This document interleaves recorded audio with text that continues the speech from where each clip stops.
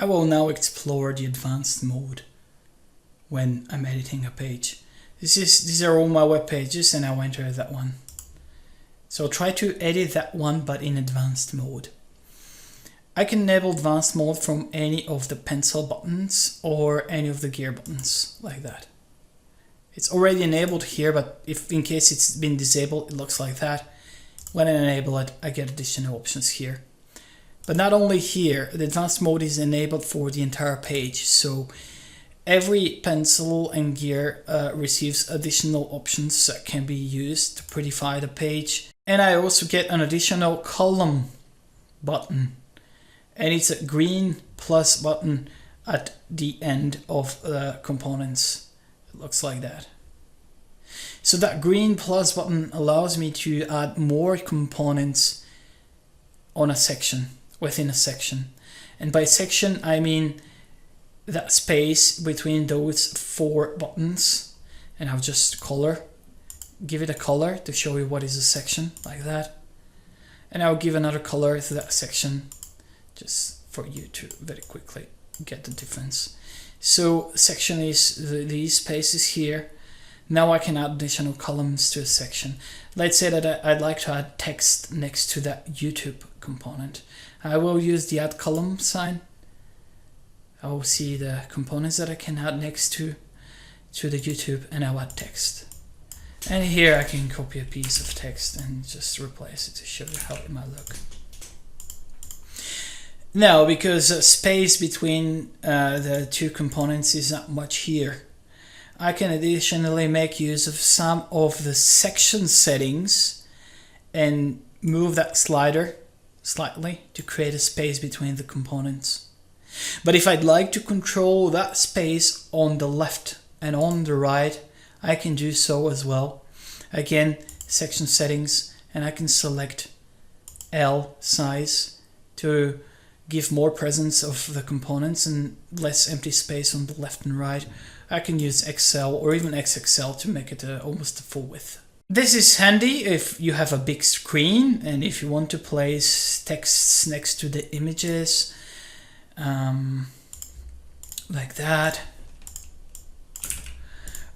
And again, change a little bit the spacing, change the size of it. You can see even the full, we can make like a full text, almost like a full web part text where the image covers everything here. Or we can have a contact form, and next to the contact form map. I'll use the plus sign again, add the map like that. Then again, give it a little bit more spacing, increase the size to L, for example. Along with advanced mode of the section, we're getting more options to every component. Like this can be in a dark mode. I can enable a satellite and bring some more zoom to my map. And every component has those additional options that can be controlled. And this is nice when you have a big screen like mine. I definitely wouldn't recommend using advanced mode in a phone, because it might be confusing when you're adding a new column, because everything is being displayed top to bottom. Let me just demonstrate. I will save. And you will see that the difference between left and right column is not there on the phone because they're ordered top to bottom like that. And sometimes it might be difficult to edit content in advanced mode from a phone because you might lose track of how that might look on a desktop. But in general, it's handy if you want to do some more advanced stuff on the page. And if you don't want to use advanced mode, you can always turn it off.